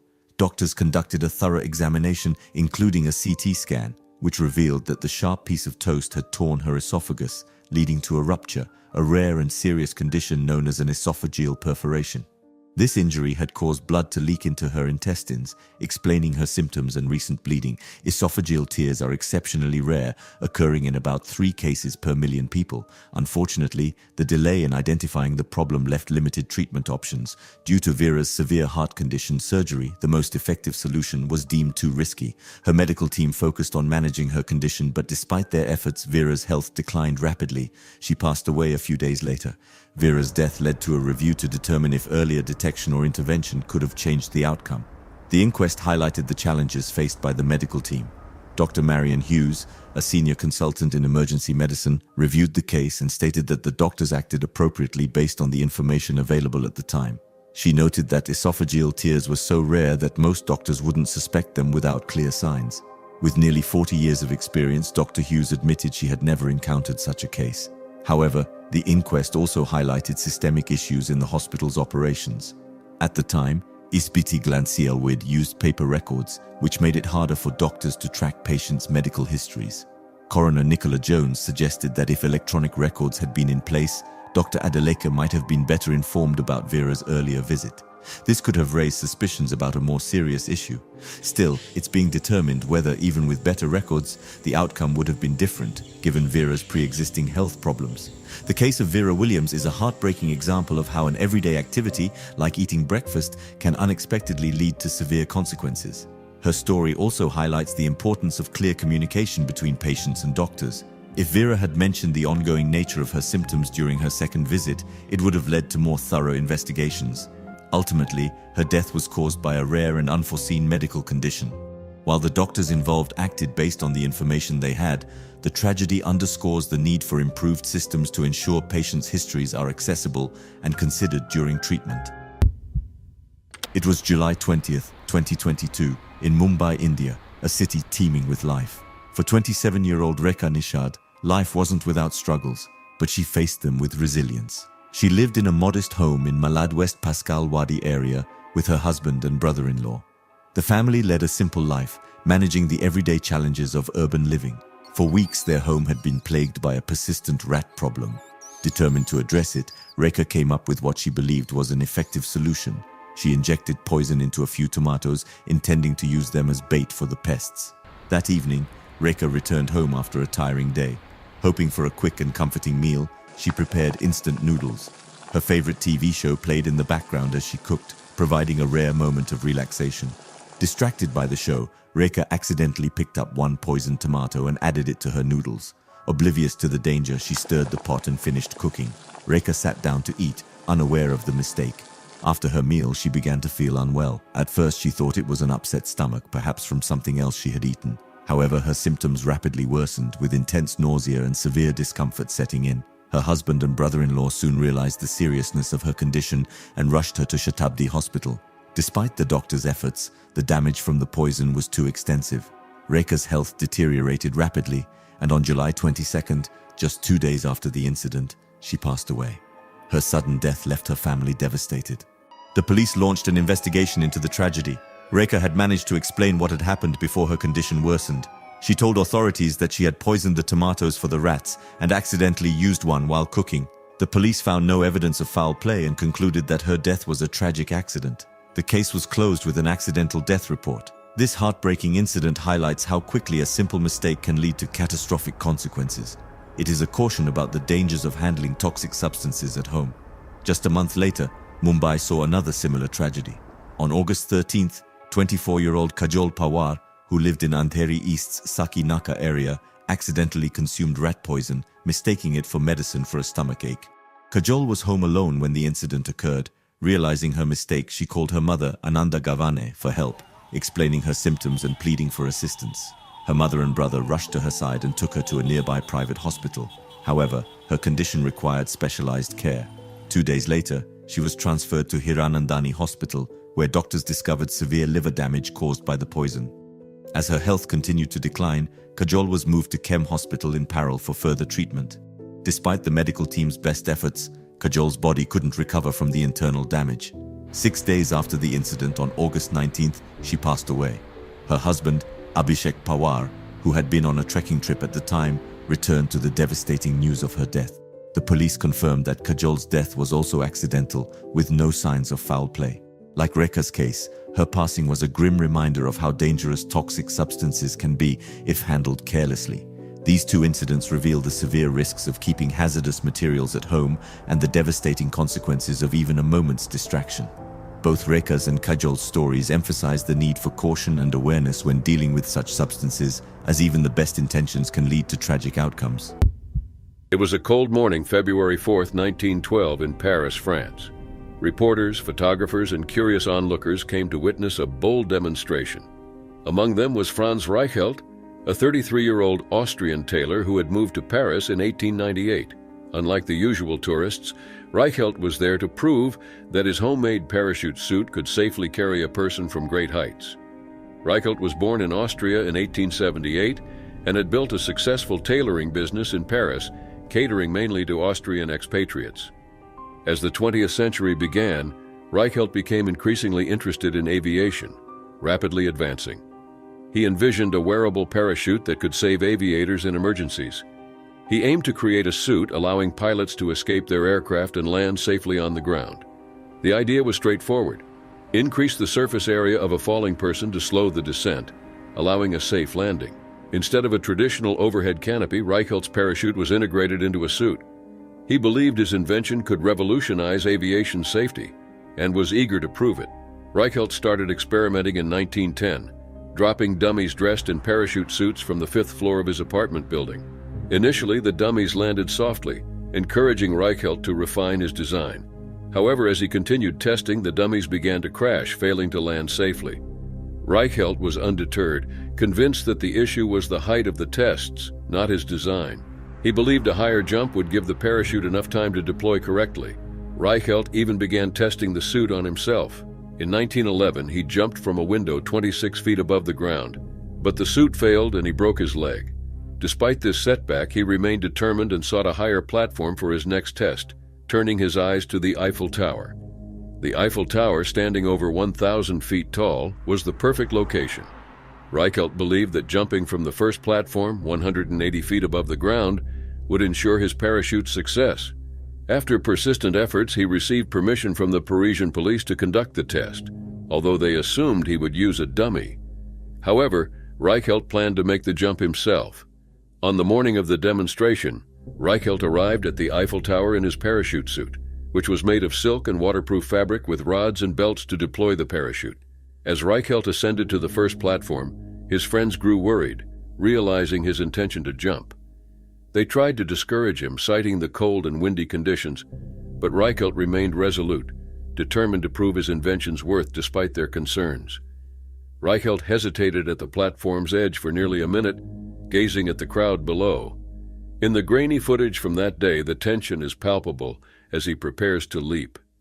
Despite his initial hesitation, he gathered his courage and, with a final shout of "A bientôt," meaning "see you soon," he jumped. For a moment, there was silence.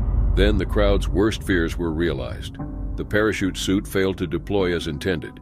Instead of catching the air, the fabric wrapped around Reichelt's body, turning him into a human torpedo. He plummeted to the ground, crashing into the ground below. Reichelt died instantly. The aftermath was grim. Onlookers rushed to the scene, but it was too late. Franz Reichelt, who dreamed of saving lives with his parachute suit, lost his own in the attempt. Newspapers reported the tragedy the next day. Some criticized Reichelt for his recklessness, while others sympathized with the man who dared to dream big, but failed tragically. Reichelt's story is one of unchecked ambition. He ignored warnings, advice, and even evidence from his failed tests. His determination and passion for innovation resonate, but his story reminds us of the fine line between bravery and recklessness. Franz Reichelt's story is tragic, but also a story of a man's ambition, a man who believed he could fly and paid the ultimate price for that belief. It was February 22, 2020, in the vast desert outside Barstow, California.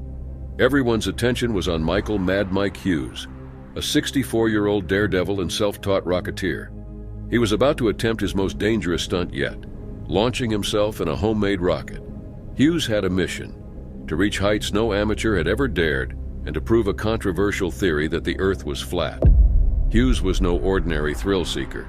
A limousine driver by trade, he had set a Guinness World Record for the longest limousine jump, 103 feet in a stretch Lincoln Town Car. But his true passion lay in the skies.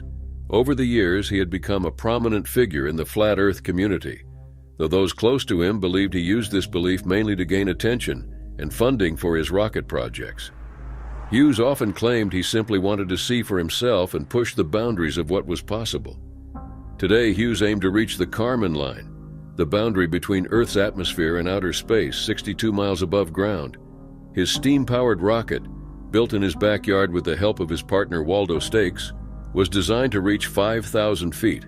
The missile, equipped with 3 heaters, was supposed to propel him up to 425 miles per hour.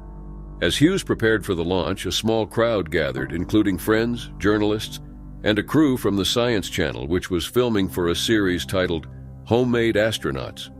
The mood was tense, filled with both excitement and dread. Everyone knew the risk, but no one expected what would happen.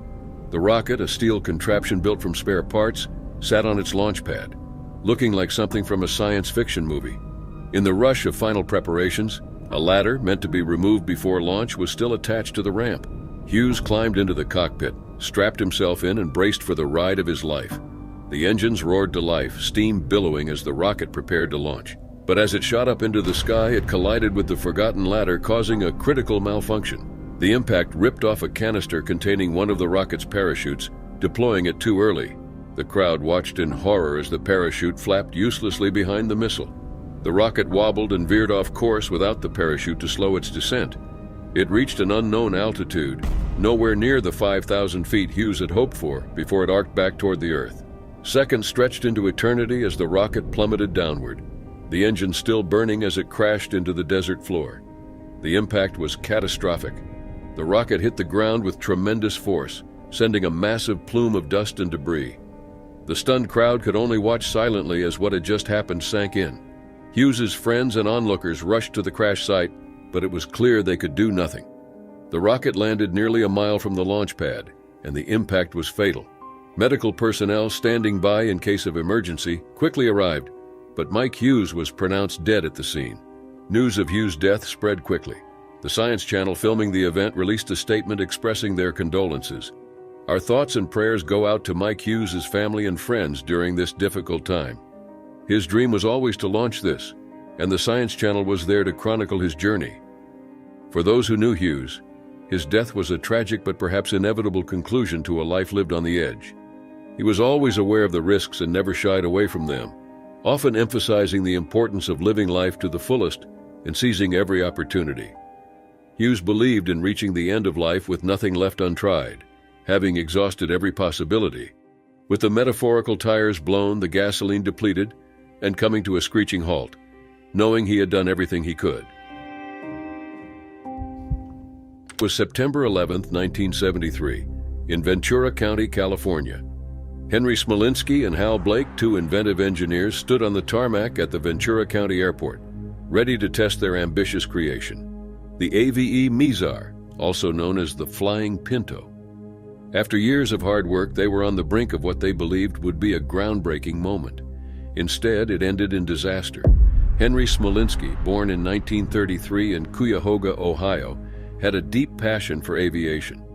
After studying aeronautical engineering at the Northrop Institute of Technology, he worked on jet engines and aircraft design at North American Aviation before moving to Rocketdyne, where he contributed to missile development. But Smolinski wanted more than a successful career. He wanted to revolutionize transportation by creating a vehicle that could drive on roads and fly in the skies. In 1971, Smolinski left Rocketdyne and teamed up with Hal Blake to form Advanced Vehicle Engineers, or AVE, in Van Nuys, California. Their goal was to build a commercially viable flying car. They named their model the AVE Mizar, a hybrid of a 1971 Ford Pinto and a Cessna 337 Skymaster. The Pinto was a small car popular during the 1970s, while the Skymaster was a light aircraft known for being easy to fly. The idea was to create a vehicle that could seamlessly transition between driving and flying. The concept excited the public and the press, with some believing the Mizar could change transportation. However, the project had serious issues. The Pinto was known for being unsafe, with a tendency to catch fire when rear-ended. Modifications to make the Pinto airworthy added significant weight, straining the Skymaster's airframe beyond its limits. Over 40 modifications were made to the Pinto to make it compatible with the Cessna. The Skymaster's wings and rear engine mount were attached to the car, and controls were adapted so the steering wheel could control both the vehicle and the plane's flight surfaces. Despite these modifications, concerns about the vehicle's structural integrity remained. The added weight of the Pinto, combined with the Skymaster's airframe, brought the total weight dangerously close to the maximum takeoff load, making even a small error potentially catastrophic. Despite these concerns, Smolinski and Blake continued their work. They conducted several test flights, some of which were successful. But on August 26, 1973, a troubling test flight occurred. Professional pilot Charles Janice was hired to fly the Mizar, but the right wing began to detach during the flight. Janice made an emergency landing, narrowly avoiding disaster. The National Transportation Safety Board, or NTSB, investigated and found poor welds and loose structural components, indicating the vehicle was overburdened and poorly built. Smolinski and Blake pressed on, undeterred, convinced they were close to a breakthrough.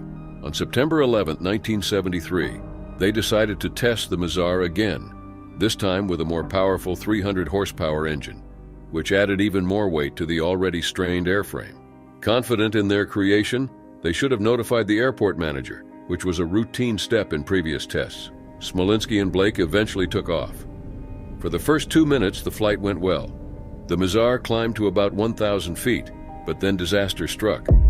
The new engine's added weight proved too much, causing several welds to fail and the wings to separate from the car. In an instant, the Cessna and Pinto were no longer one vehicle but two separate doomed objects falling from the sky. Witnesses saw black smoke trailing from the vehicle as it plummeted. The car crashed into a tree and then struck a truck near the airport, causing a massive explosion. Smolinski and Blake were killed instantly. The crash made headlines, and the flying Pinto became an instant sensation. The NTSB investigation concluded that the Mizar was too heavy and poorly constructed to be safe, leading to the project's immediate cancellation. The flying Pinto's story faded into obscurity, remembered as a story of ambition gone wrong. The tragic demise of Smolinski and Blake reminds us that innovation, while essential, must always be balanced with caution. April 2016, in a small village in West Java, Indonesia, a pop singer named Irma Boule took the stage for her final performance. She was 29, a mother of 3, and known for her daring snake dance moves. Her real name was Irmawati, but she was known to her friends and family as Eneng. Despite her modest background, Irma had gained local fame by performing with live snakes. This dangerous gimmick had earned her a spot in the competitive world of dangdut, a popular genre of Indonesian music. That night, Irma brought out one of the most dangerous animals in the world, a king cobra. Known for its lethal venom, the king cobra is the world's longest venomous snake and can grow up to 18 feet long. Irma's snake was named Rianti, and it had not been defanged, meaning its venom was fully active and deadly. As the performance began, the audience watched in awe as Irma sang and danced with the snake draped around her shoulders. She had done this often, usually with non-venomous pythons whose mouths were taped shut. But tonight was different. Rianti was not only venomous, but its mouth was also untaped, making the risk incredibly high. Irma had become accustomed to these high-risk performances because they drew larger crowds, which meant more money. In the world of dangdut, where many young women from small towns or poor backgrounds competed for attention, every edge counted. A typical gig would pay around $20, but adding a snake to the act could bump that up to $25. A small but significant difference for someone trying to support a family. As Irma moved into the second song of her set, she accidentally stepped on the snake's tail. Rianti reacted immediately, striking Irma on her thigh. The audience gasped as Irma's body jerked from the sudden bite. For a moment, she stopped dancing and sat down, clearly in pain. The offstage snake handler rushed to her aid, pulling the snake away and offering her an antidote for the venom. But Irma, determined to finish her performance, refused the antidote and continued to sing. Irma continued her performance for the next 45 minutes, her voice carrying through the night even as the venom began to spread through her bloodstream. Initially, she seemed to be holding up, but the symptoms began to show. She started vomiting and convulsing. Her body was racked with pain as the neurotoxins from the snake's venom attacked her nervous system. Despite the agony, she pressed on, but the venom was relentless. As the performance went on, Irma's condition worsened. She began to lose control of her movements, her body seizing up as the toxins shut down her nervous system. Finally, after nearly an hour, she collapsed on stage. The music stopped and the crowd watched in stunned silence as the singer lay motionless on the ground. The snake handler and other crew members rushed to her side, trying desperately to save her. They administered first aid and quickly transported her to the nearest hospital. But it was too late. By the time they arrived, the venom had done its deadly work. Irma Buell was pronounced dead shortly after arriving at the hospital, her life tragically cut short by a single deadly bite. Irma's death shocked the local community and quickly made headlines across Indonesia and beyond. Many were horrified by the circumstances of her death, particularly the fact that she had continued to perform for so long after being bitten. Irma's mother, Enkum, later revealed that her daughter might not have known the snake she was using was venomous. Enkum explained that Irma, referred to by her family nickname Eneng, was told to perform with the snake, and its mouth was not shut with duct tape. This revelation added a layer of tragedy to an already heartbreaking story. There was speculation that Irma may have used the snakes to protect herself from unwanted advances by audience members. Indonesian journalist Maid Supriyatma, who researched dangdut music, noted that female performers often face harassment during their shows. Supriyatma suggested that Irma brought snakes to prevent unwanted touching from audience members. Tragically, the snakes meant to ward off danger ultimately caused her death.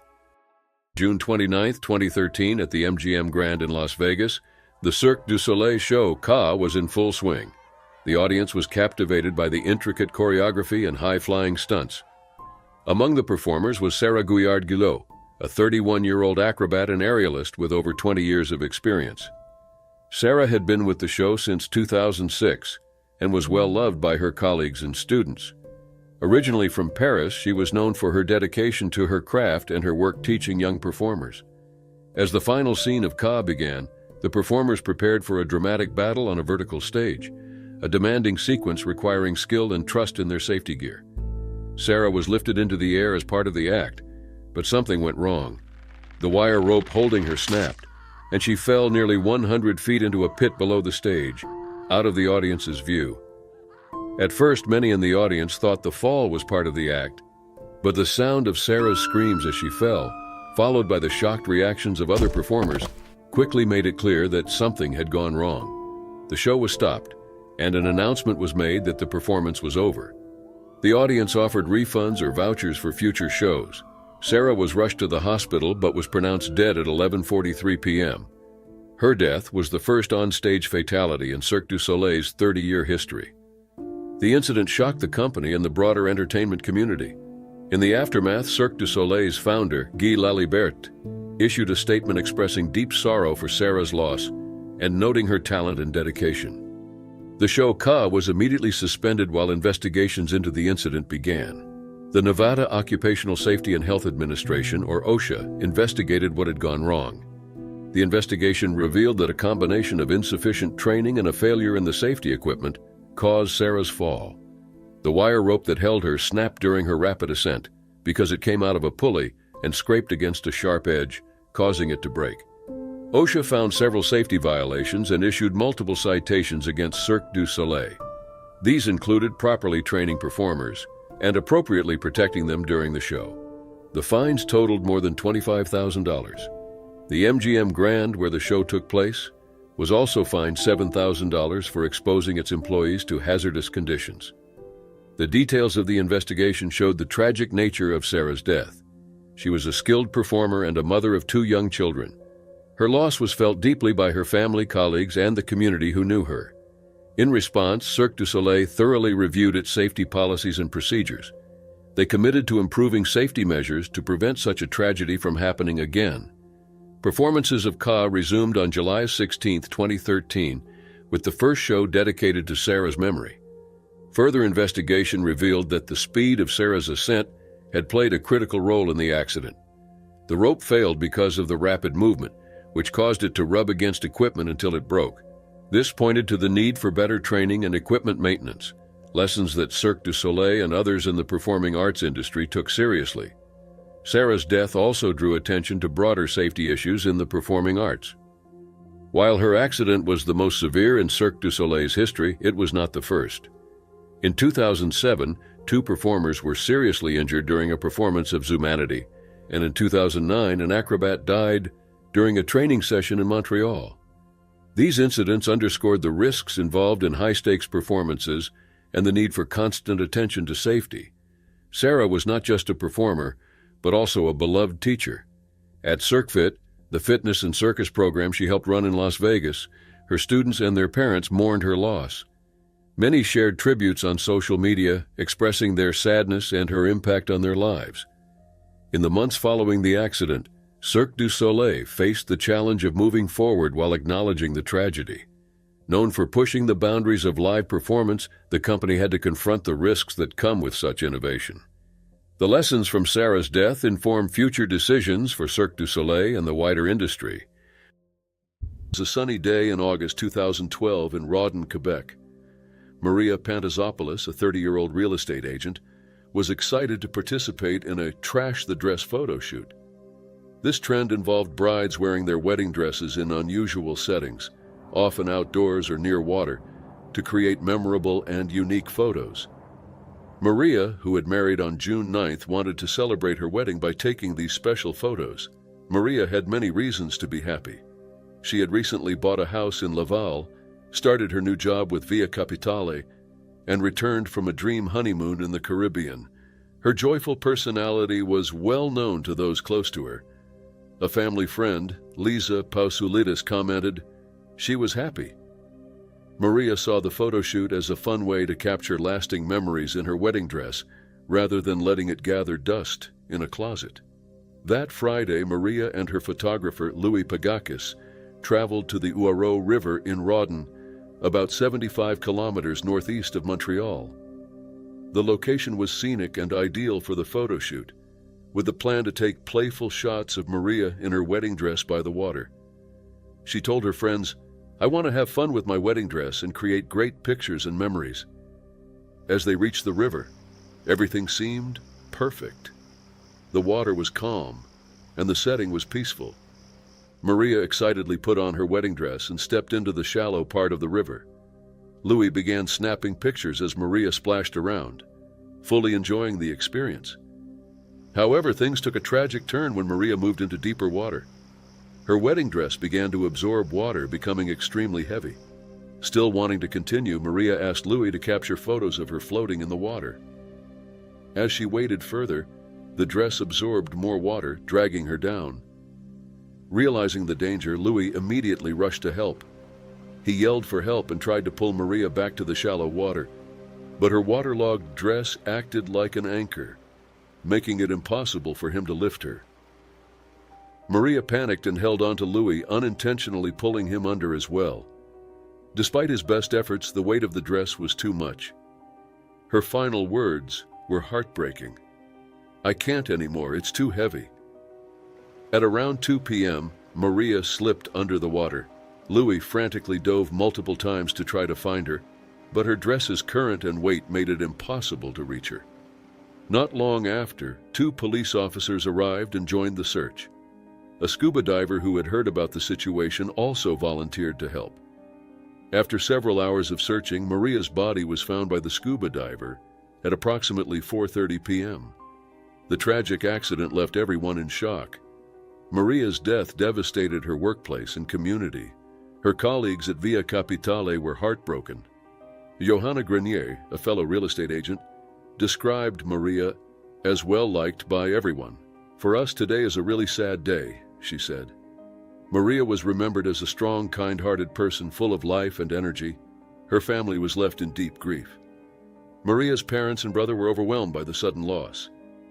On behalf of the family, Lisa Pousoulidis expressed their gratitude for the efforts of the Sûreté du Québec and first responders.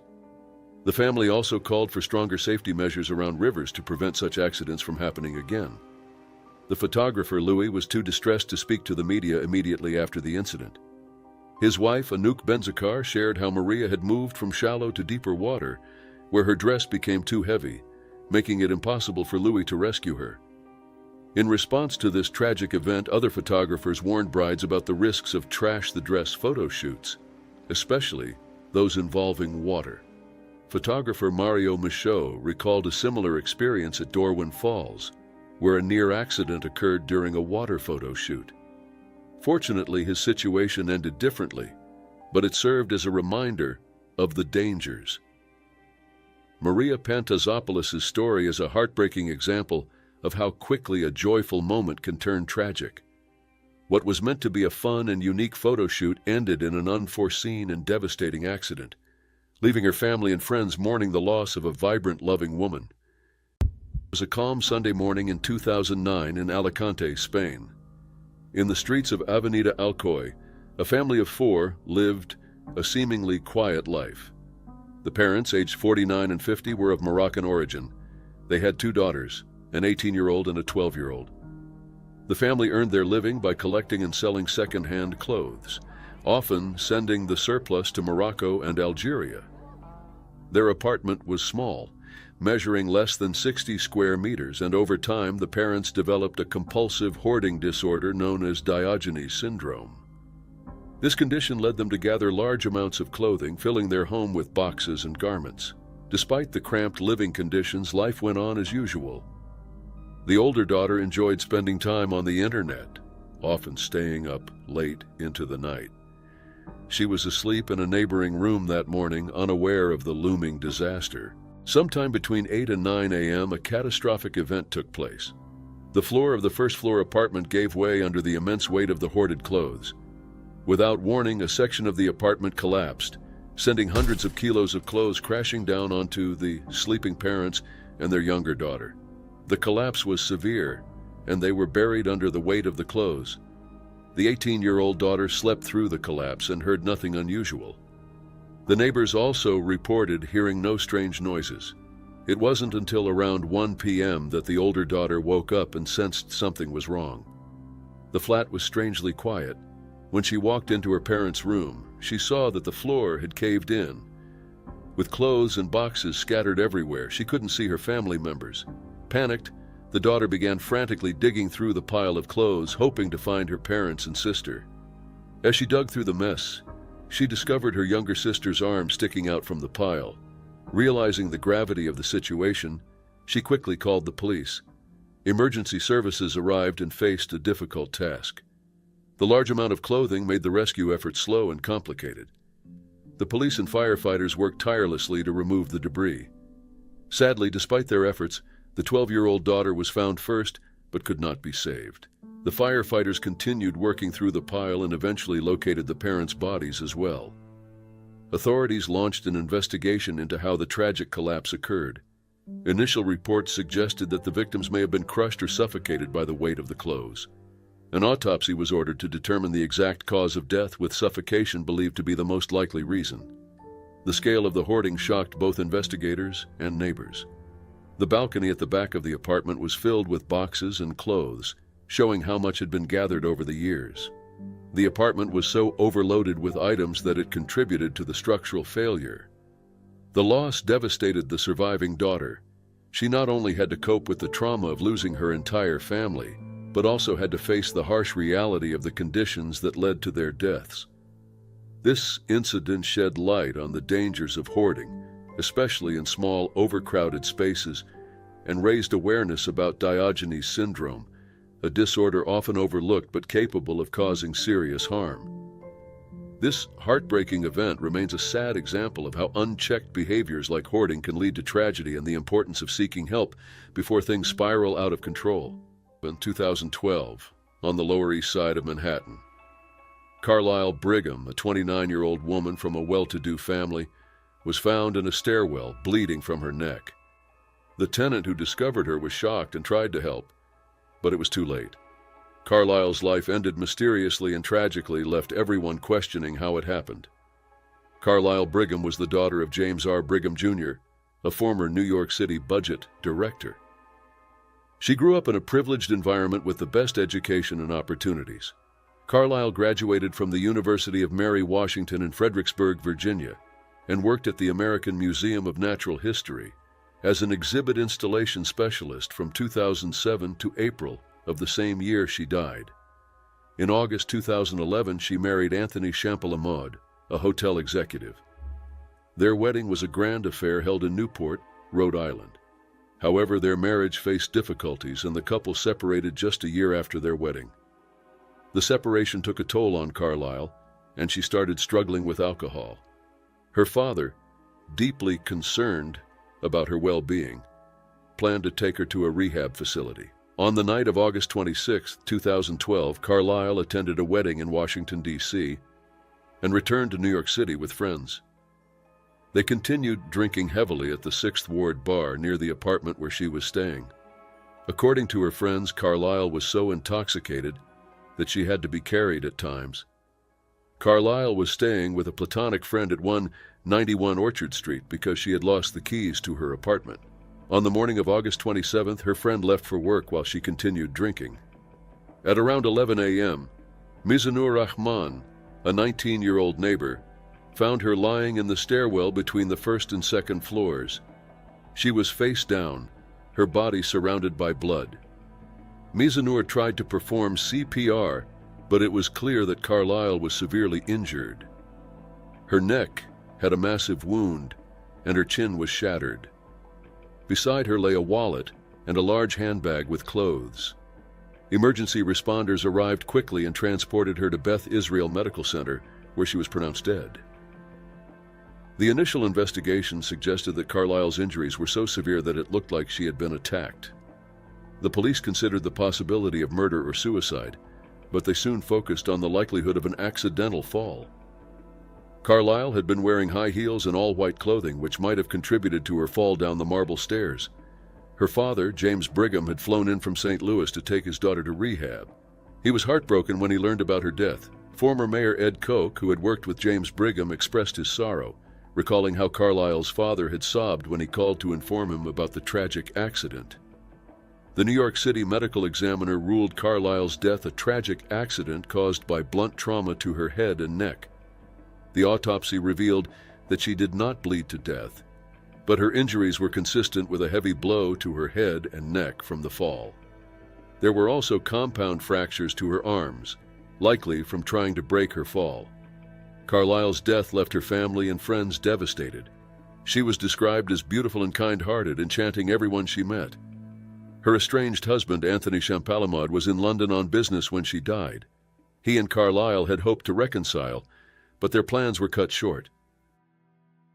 Lives can change in mere seconds in the most unexpected ways.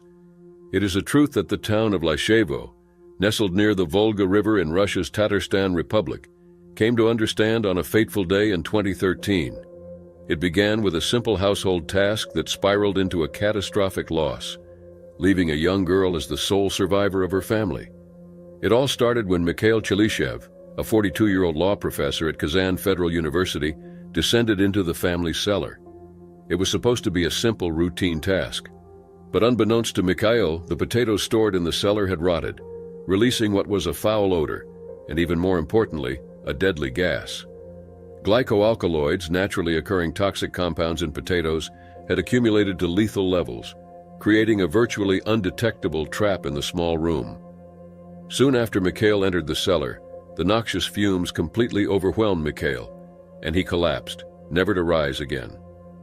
A short while later, when Mikhail failed to return, his wife Anastasia became worried.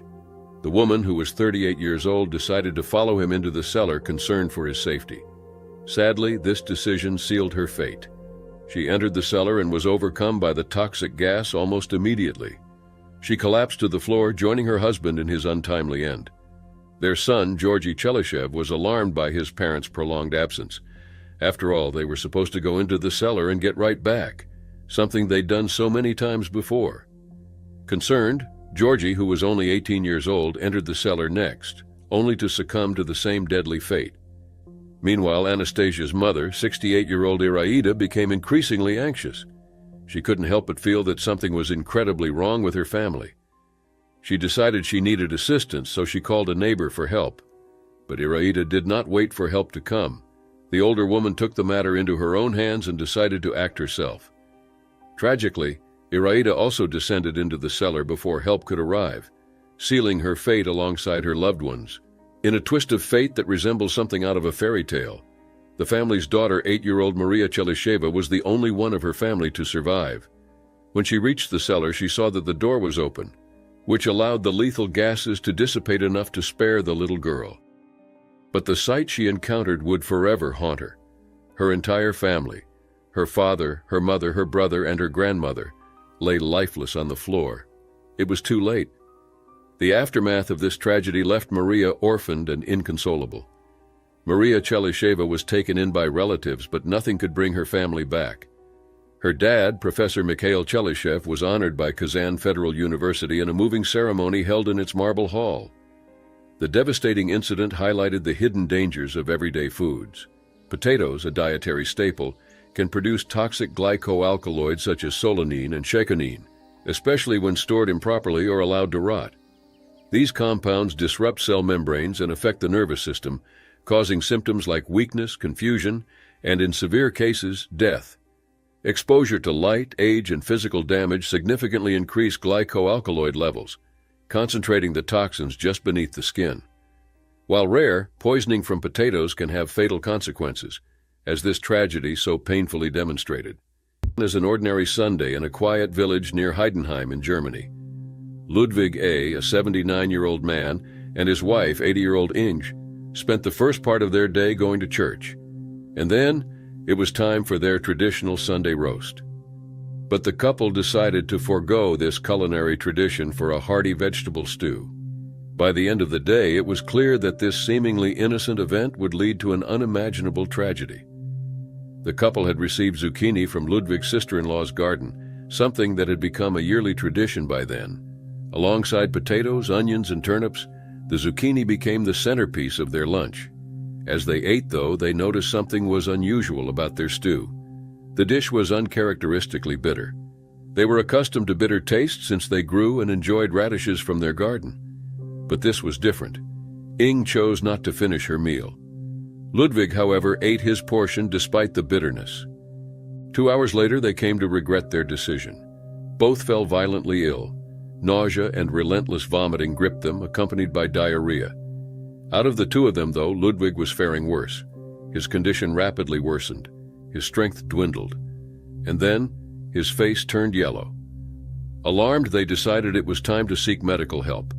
Their family doctor promptly referred them to the hospital, where doctors diagnosed severe poisoning. The culprit, cucurbitacin, a toxic compound sometimes found in plants of the Cucurbitaceae family, including zucchini.